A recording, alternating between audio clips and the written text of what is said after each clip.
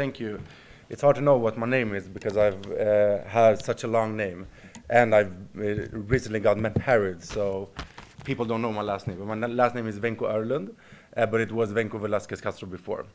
And that's not a part of my speech, as the Prime Minister also said when he started. But thank you so much for giving me this opportunity to speak to all of you and to be part of this Nordic Initiative in an issue that I've been extremely active in since I began my early political engagement in Sweden. But I would like to use my time here to talk about international law and the importance of this initiative, because I think it's very clear for everyone that international law it's not only threatened, but it's also something that I think that a lot of voters out there are not taking seriously anymore, because they see what happens in Palestine, they see what happens in Ukraine, and they see that their politicians cannot do anything against the aggression from Israel or from Russia. And I think that a lot of us that are parliamentarians needs to remind ourselves that we are representing people.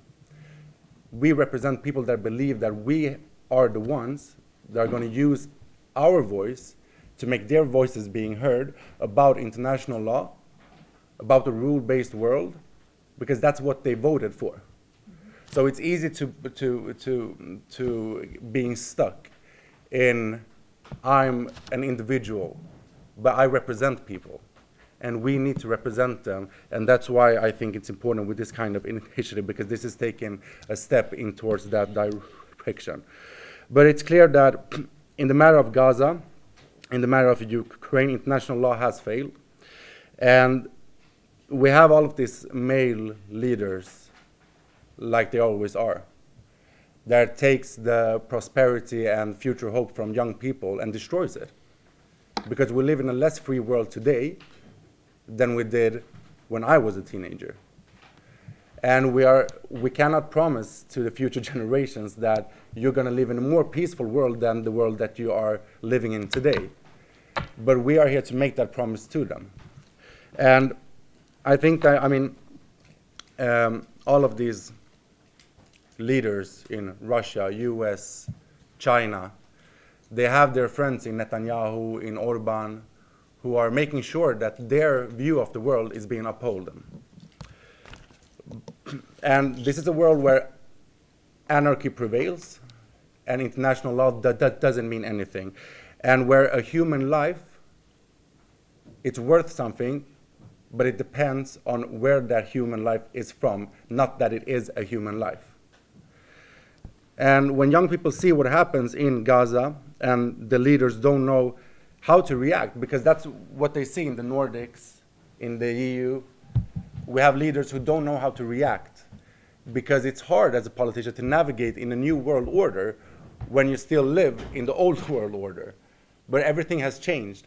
So what people see on the television, on the news, are politicians that they have elected who don't know what to do, with their hands falling down and cannot act.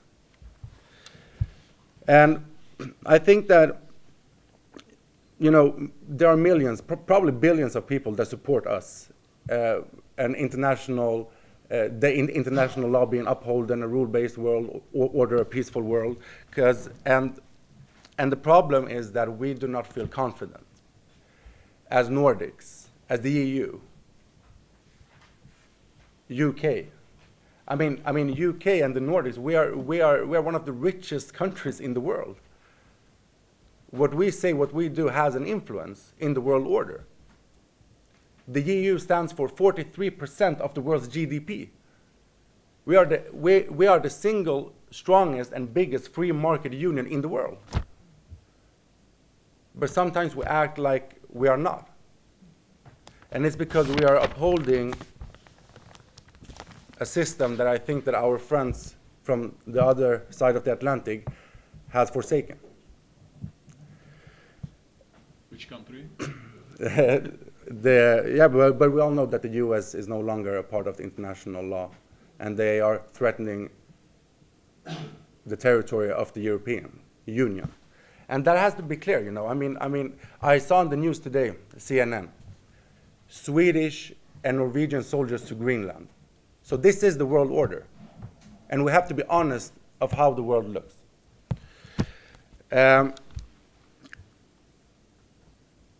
So I think that when we talk about freedom, we need to talk about not engaging in the delusion of freedom, but to defend what freedom is and what is the free world. Because sometimes we believe that if we talk with those who used to be our friends, just if we talk a bit more, they will come back. But I don't want any enemies. I want to be able to talk, but we have to be very clear what is freedom and what do we do to advance freedom, and not let anyone make us engage in the delusion of freedom. And when it comes to the situation in Gaza and in Palestine, I think the whole system of the rule-based world depends on finding a solution in Palestine. And that's why I think this initiative and other ones are important. And we need to take ourselves very seriously. We need to take ourselves very seriously. We need to take initiative to bring other people here. Conservatives, liberals, people that also support the two-state solution and should be taking part in this type of discussions. And I mean, I don't know, I've been an MP for 3 years, so not that long, perhaps other people here has been longer.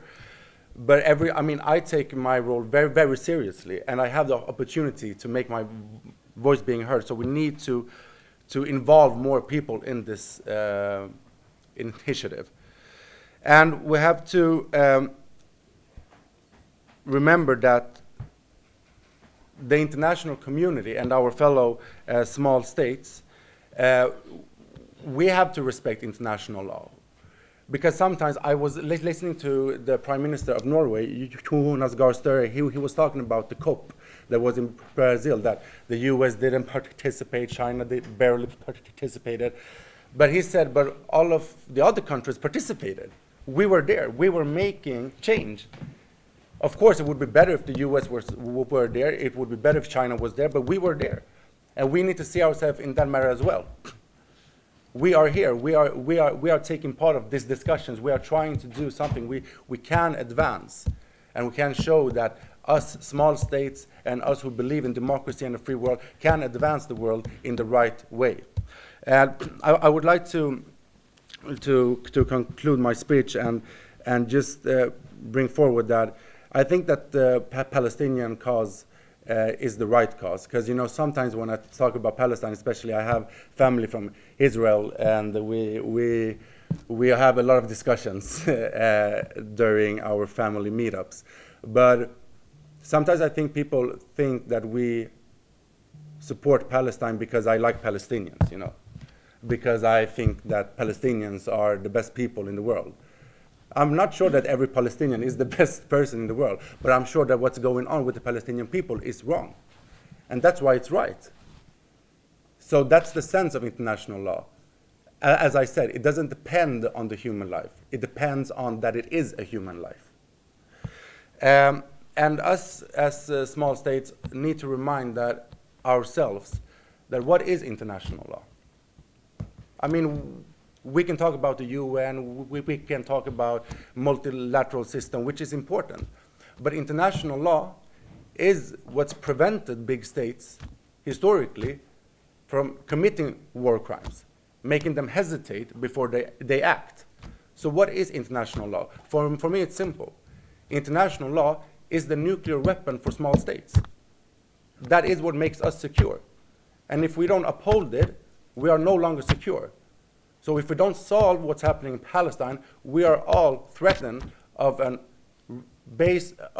world order where anarchy prevails and rule-based doesn't. So that's why we're here. And I think that this initiative is important. So thank you so much for this opportunity. Very good.